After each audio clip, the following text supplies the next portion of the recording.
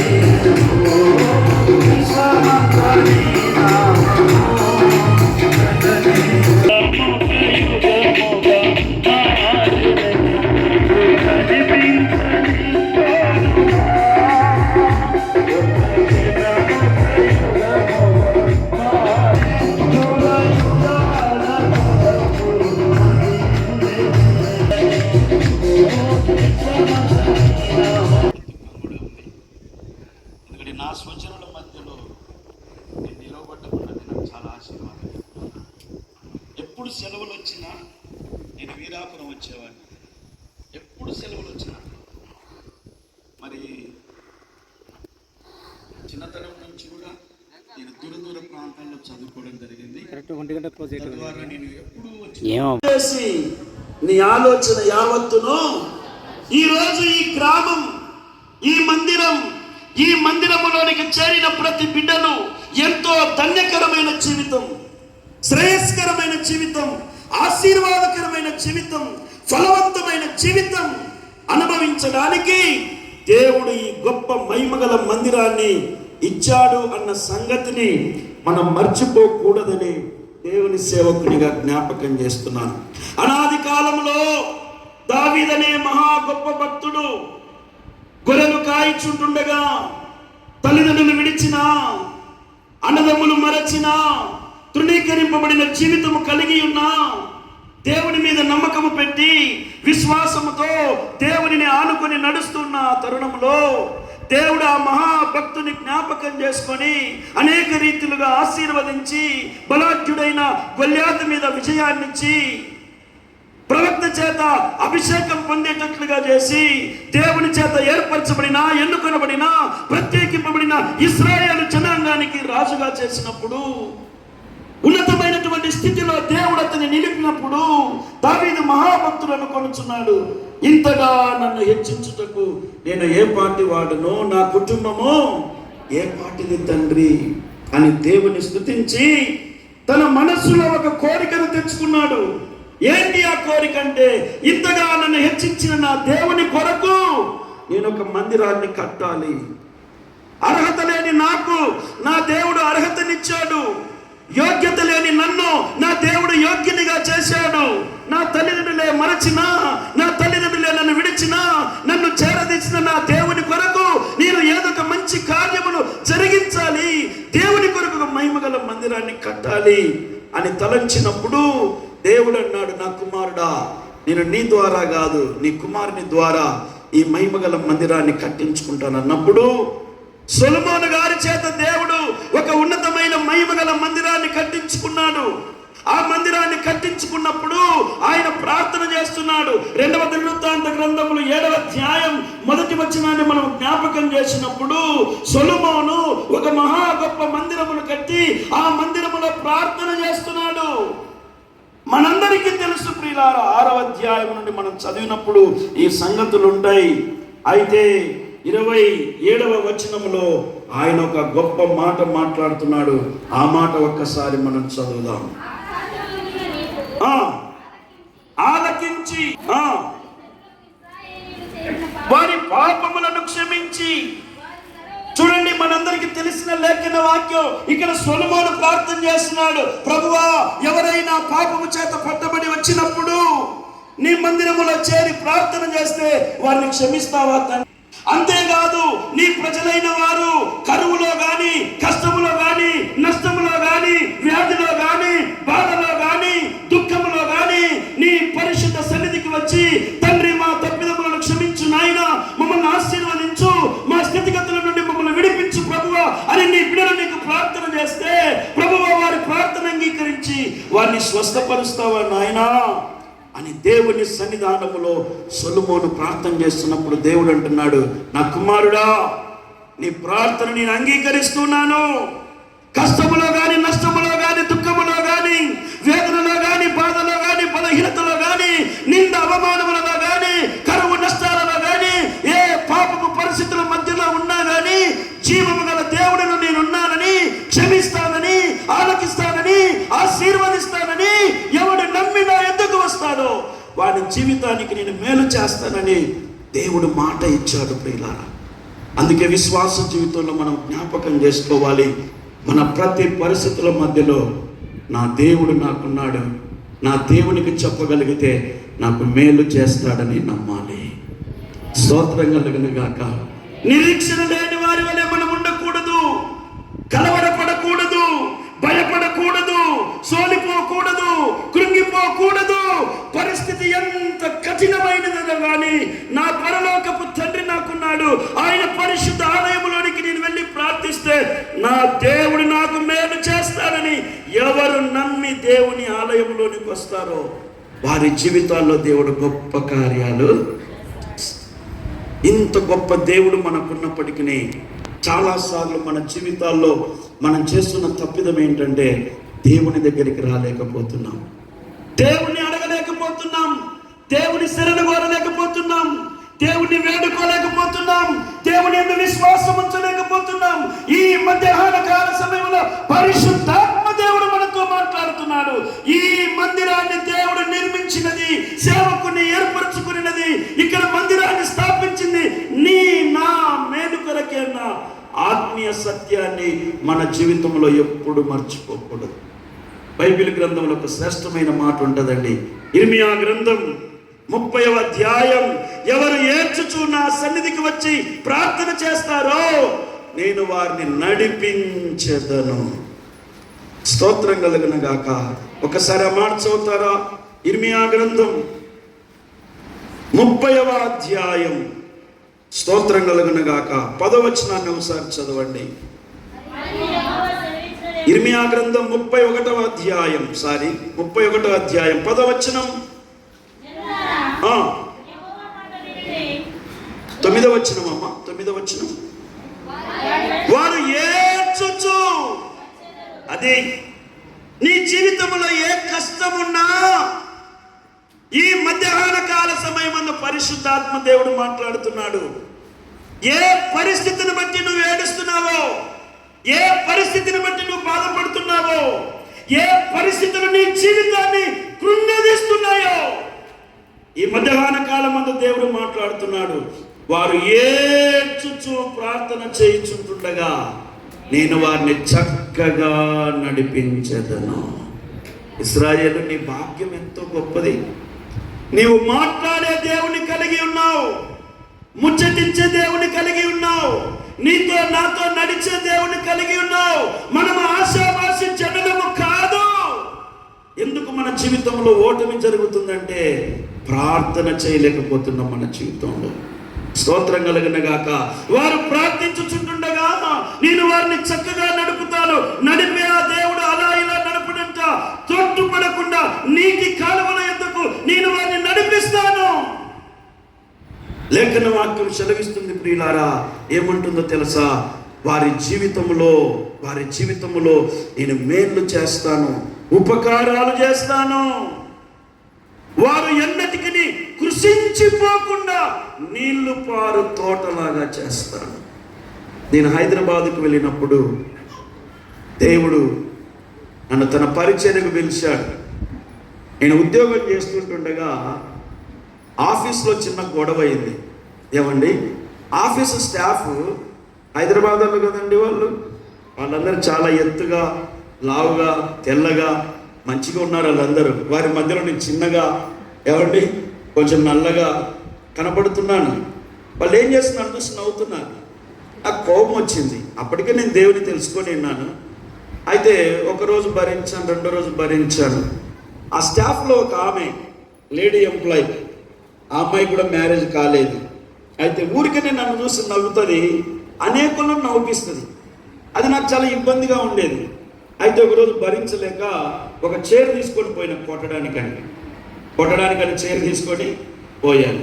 అయితే ఆమె భయపడి వెంటనే మేనేజర్ రూమ్లోకి వెళ్ళిపోయింది. ఆ మేనేజర్ గారు నన్ను పిలిచాడు. ఇక నన్ను తిట్టడం ప్రారంభించాడు. యూజ్లెస్ ఫెలో, చదువుకున్నావురా నీవు, చదువచ్చా, మాటికి యూజ్లెస్ ఫెలో అంటున్నాడు. నేను చెప్పాను, సార్ నా తప్పేం లేదు, వాళ్ళందరూ నన్ను ఏమంటే చూసి నవ్వుతున్నారు, నన్ను ఇబ్బంది పెడుతున్నారు, అందుకని నాకు కోపం వచ్చింది అన్నాను. నవ్విస్తే కొట్టనికి పోతావురా యూజ్లెస్ ఫెలో. అందరూ ఆడళ్ళ పార్టీ కదండి, ప్రభుత్వాలు కూడా ఎవరి పార్టీలు? అంత ఆడళ్ళ పార్టీలే. నా మాట ఒక్కరింటలేరు, నన్నే తిడుతున్నారు. అప్పుడు నేను అన్నా, ఏమో అనిపించుకుంటుంటే చాలా గొప్పగా అంటున్నావు, నేను ఎవరో తెలుసా అన్నా. ఎవరాను, ఏం చేస్తావురాను అన్నాడు. అప్పుడు నేను తిరుపతిలో చదువుతున్న దినాల్లో నా ఫ్రెండ్స్ అందరు కొంత ఎమ్మెల్యేలు కొడుకులు ఉండేవాళ్ళు. ఆ మసాలా ఈరన్నని ఇక్కడ ఆలూరుకి సంబంధించిన వాళ్ళు, తిరుపతికి సంబంధించిన సహోదరుడు. నేను వెంటనే వాళ్ళకి ఫోన్ చేస్తే వాళ్ళు వచ్చేసారు. ఇక నీ ఆఫీస్ పేరుస్తాం, అదే ఇదే అని మాట్లాడగలగల్లా ఆఫీస్ అంతా ఖాళీ అయిపోయింది. దేవునికి మహిమ కలుగును గాక. ఇక ఎవరు లేరు ఆఫీస్లో, మేనేజర్ లేరు, స్టాఫ్ లేదు, ఎవరు లేదు. ఇక నేను దేవుని కలిగి ఉన్నాను కదా. నా హృదయంలో ఎక్కడో తెలియని బాధ. అయ్యో, అనవసరంగా గొడవకు పోయాను. ఇప్పుడు మళ్ళీ వాళ్ళు నన్ను ఏమన్నా అంటారేమో, నా ఉద్యోగాన్ని తీసేస్తారేమో, నా పరిస్థితి ఏంద్ర బాబు అనుకుంటా. నాకు తెలియదు ప్రియులారా, హైదరాబాద్ కొత్త ఒక బస్సు ఎక్కిపోతా ఉన్నాను. బోరబండ అనే ప్రాంతానికి ఆ బస్సు తీసుకెళ్ళింది. అక్కడ దిగితే పేరుకు తగ్గట్టు పెద్ద బండ ఉంది. అక్కడ ఎక్కడ లేని కన్నీళ్లతో ప్రార్థన చేసుకుంది. ప్రభు, ఎందుకు ఇలా నా జీవితానికి ఏంది ఇది? ఎందుకు ఇది అనుమతించావు తండ్రి? ప్రభు, ఇప్పుడేంటి నా పరిస్థితి అని కన్నీరు గార్చి ప్రార్థన చేసుకొని నేను తిరిగి నడుచుకుంటూ వస్తుంటే అక్కడ మందిరంలో పాట పాడుతున్నారు. స్తోత్రం కలుగును గాక. హల్లెలూయా. యేసయ్యా నిన్ను చూడాలనే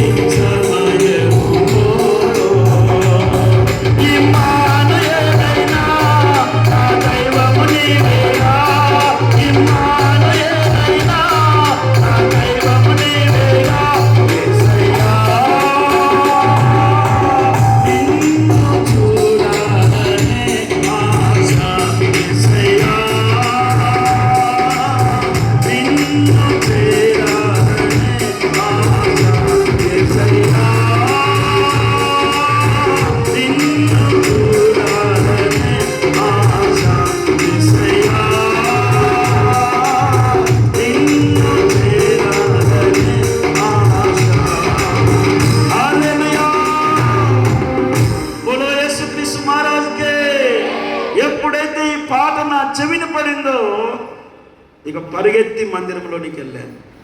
అక్కడ ఒక 75 సంవత్సరాల వయసులో ఉన్న ఒక తల్లి ఫస్ట్ టైం నన్ను చూసి, బాబు దా కూర్చో, ఒక పాట పాడు బాబు.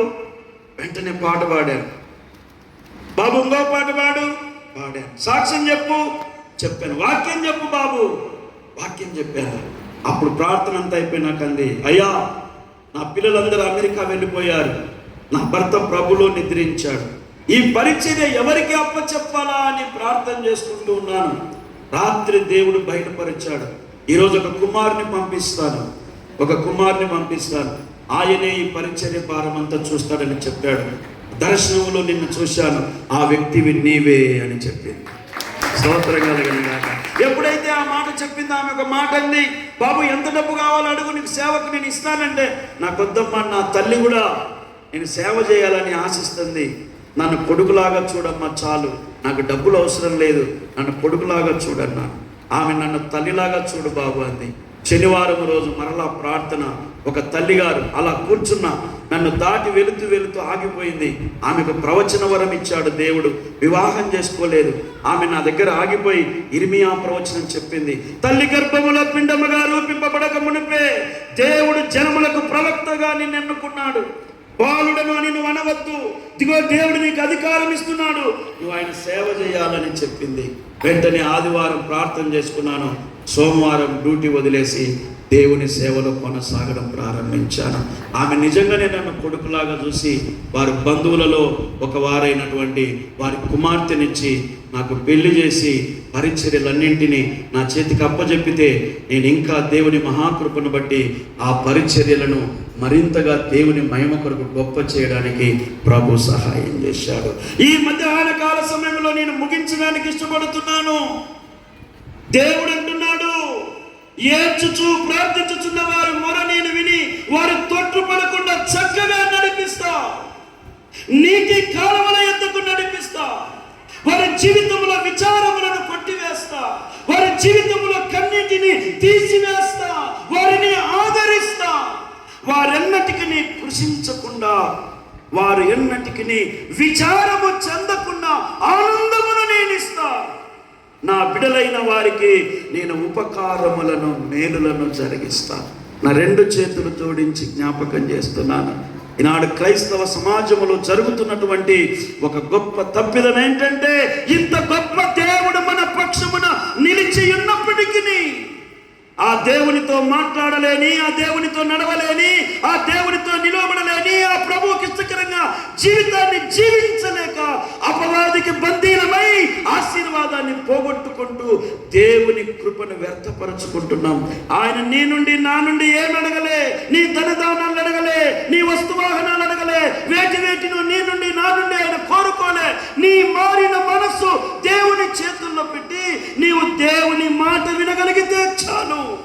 దేవుడు మన జీవితంలో ఏదైనా చేయగల గొప్ప దేవుడు. ఇదే ఇర్మియా గ్రంథం 33వ అధ్యాయం మనం జ్ఞాపకం చేసినప్పుడు 10వ వచనములో అంటున్నాడు, యెహోవా ఇలాగ సెలవిచ్చుచున్నాడు, ఇది పాడైపోయింది, దీనిలో జనులు లేరు, దీనిలో మనుషులు లేరు, దీనిలో ఏమీ లేదు, ఇక ఎన్నటికి నీ బాగుపడదని మీరు చెప్పుచున్నారే. అయితే యెహోవా సెలవిచ్చుచున్న మాట ఏదనగా, పాడైపోయిన ఈ స్థలమునే నేను మరలా బాగు చేస్తాను. స్తోత్రం చెప్పండి, స్తోత్రం చెప్పండి. కొంతమంది వారికి వారు స్టాంప్ వేసుకుంటూ ఉంటారు, నా జీవితం బాగుపడదు, ఇక నా యొక్క ఈ ఆర్థిక సమస్యలు తొలగిపోవు, నా వ్యాధి పోదు, నా బాధ పోదు, నా పిల్లలు బాగుపడరు. ఈ మధ్యాహ్న కాల సమయంలో పరిశుద్ధాత్మ దేవుడు మనతో మాట్లాడుతున్నారు. పాడైన వాటిని బాగు చేయుటకు తన ప్రాణముని అర్పించిన గొప్ప మహనీయుడు, మన ఆరాధనకు యోగ్యుడు. స్తోత్రం కలుగునగాక, స్తోత్రం కలుగునగాక. ఈ ఫోను 1 లక్ష రూపాయలు ఉంటుందండి. ఈ ఫోన్ 1 లక్ష రూపాయలు. నాకు ఒకరు కొనిచ్చారు ఈ ఫోన్. ఎవరు కొనిచ్చారో తెలుసా అండి? వాళ్ళు బంగారం వ్యాపారం చేసుకునే కుటుంబానికి చెందిన వాళ్ళు. ఊరిలో బ్రతకలేక ఆంధ్ర ప్రాంతం నుండి ఆయన బ్రతుకు తెరువు కొరకు హైదరాబాద్కు వచ్చాడు. అయితే ఒక షాపు ముందు పడుకున్నాడు. ఆయన ఉండడానికి ఇల్లు లేదు, పని లేదు, ఏమీ లేదు. ఆ రోడ్డు మీద ఫుట్పాత్ మీద పడుకున్నాడు. అయితే నేను ఉదయకాలం 5 గంటలకే ప్రార్థనకి వెళ్తున్నాను ఒక దగ్గరికి. అయితే ఆ ప్రాంతంలో వెళుతుండగా నాకు ఒక ఫోన్ కాల్ వస్తే ఆ బ్రదర్ పడుకున్న చోటే నా బైక్ ఆపాను. వెంటనే ఆయన భయపడి లేచి, సార్ నన్ను కొట్టొద్దు సార్, నేను దొంగను కాదు సార్, నాకు పడుకోవడానికి స్థలం లేక ఇక్కడ పడుకున్నా సార్, నా ఊరిది కాదు సార్ అన్ని చెప్తున్నాడు. నేనన్నా నాకెందుకయ్యా చెప్తున్నావు, నేనేదో ఫోన్ మాట్లాడడానికి ఇక్కడ ఆగాను అన్నాను. అవునా సార్ అన్నాడు. ఏంటి నీ పరిస్థితి అంటే, నేను ఫలానా సార్, నాకు ఎవరు లేరు సార్ అంటే, అయితే నా ఫోన్ నెంబర్ తీసుకో, నేను ఒక మీటింగ్ పోతున్నా, అక్కడ మా చర్చి ఉంటుంది, నువ్వు రా, నీతో నేను మాట్లాడుతున్నా. అయితే ఆశగా వచ్చాడు. వచ్చే వేళకల్లా నేను అన్నాను, ఫలానా షాప్ దగ్గరికి వెళ్ళి నా పేరు చెప్పు, రమేష్ అయ్య గారు పంపించారని చెప్పు, నీకు పని ఇస్తాడని చెప్పాను. ఆ చిన్న కూలి పనికి ఆయన జాయిన్ అయ్యాడు. చిన్నగా మందిరానికి వచ్చాడు, యేసు స్వామిని తెలుసుకున్నాడు, మారు మనసు పొందాడు, బాప్తీసం తీసుకున్నాడు. ఫస్ట్ ఒంటరిగా వచ్చాడు, మళ్ళీ తర్వాత పిల్లలను తెచ్చుకున్నాడు, కుటుంబాన్ని తెచ్చుకున్నాడు. ఈరోజు హైదరాబాద్లో ఆయన్ను ఎంతో గొప్పగా దీవించాడు. నాకు 1 లక్ష రూపాయలు పెట్టి ఫోన్ కొనిచ్చాడు. స్తోత్రం కలుగుతుంది. ఈ దినాల్లో ఎందుకు మన జీవితంలో ఈ విధంగా మనము నిశ్చస్తమైన స్థితిలో పడిపోతున్నామంటే నిరీక్షణను కోల్పోతున్నాం.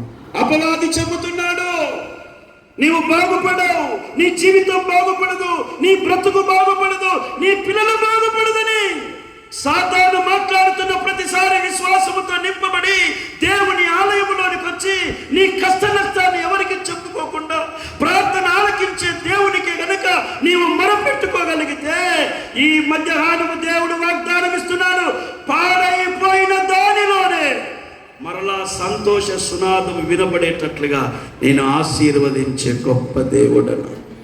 అందుకే మనం భాగ్యవంతులం. యేసును నమ్ముకున్న ప్రతి ఒక్కరూ ఆశీర్వదింపబడిన వారే. నాకు కూడా బాధ వేస్తుంది. ఏ దేశం పోయినా ఇక్కడ ఎవరైనా సమస్యల్లో ఉన్న వాళ్ళు రన్నంటే మన వాళ్ళే పరిగెత్తుకుంటూ వస్తుంటారు. నాకు అది కొంచెం ఇబ్బందిగా ఉంటుంది. వాళ్ళే కష్టాల్లో, వాళ్ళే నష్టాల్లో, బాధల్లో ఉన్నట్లుగా వస్తుంటారు. మనము దేవుని యొక్క మాటను, వాగ్దానాన్ని జ్ఞాపకం చేసుకోవాలా. ఆనాడు సొలొమోను యొక్క భక్తుని యొక్క ప్రార్థనను అంగీకరించాడు ఆ దేవుడు. యేసు నా కుమారుడా, నీ ప్రార్థన అంగీకరిస్తున్నా. ఎలాంటి కరువైనా, నష్టమైన, వ్యాధైనా, బాధైనా, తెగులైనా, కరువైనా, ఏదైనా సరే నా సన్నిధిలోనికి వచ్చి ఎవడు మొరపెడతాడో, ఏది అడుగుతాడో నేను అది వారికి దయచేసే గొప్ప దేవుడును. స్తోత్రం కలుగనగాక, స్తోత్రం కలుగనగాక, స్తోత్రం కలుగనగాక. పాడైపోయినదని చెప్పు ఈ స్థలములోనే నేను మరలా ఆనంద కేకలను వినిపింప చేయగల గొప్ప సమర్థుడైన దేవుడను. స్తోత్రం కలుగనగాక, స్తోత్రం కలుగనగాక. వాళ్ళన్నీ చాలా క్రమంగా పెడతారు. చిన్న కప్పులో నీళ్ళు, చిన్న అన్నం ఏమంటే ఇస్తారు. ఆ బిర్యానీ నా ముందుకు వచ్చినప్పుడు నాకు చాలా దుఃఖం వచ్చింది. ఆ వాసన అలాగా ఏమంటే ముక్కుల్లోకి వెళ్ళిపోయి, ఆ పెద్ద చాలా లగ్జరీ విమానంలో ఎవరి నన్ను కూర్చోబెట్టినప్పుడు నా జీవితాన్ని అంతా గుర్తు తెచ్చుకున్నాను. ఆ పక్కనోడికి అర్థం కాలేరా, ఇదేంట్రా ఇంత పెద్ద తెల్ల బట్టలు వేసుకున్నాడు, ఇంత పెద్ద మీసం ఉంది, ఈడేమో మంచి పెద్ద రాజకీయ నాయకుడు అనుకుంటే ఈడేంట్రా ఇట్లా ఏడుస్తున్నాడు అని నాకు అలాంటి చిత్రంగా చూస్తున్నాడు. నేను ఎందుకు ఏడ్చానో తెలుసా? ప్రభువా, నీ మాటకు లోబడి, నీ పిలుపుకు లోబడి జీవితాన్ని నీ చేతుల్లో పెడితే ఎంత గనుల మధ్యలో ఎంత ఉన్నతమైన ఆశీర్వాదాన్ని ఇచ్చావు. హల్లెలూయా. నువ్వు ఏదైనా చేయగల గొప్ప దేవుడవు.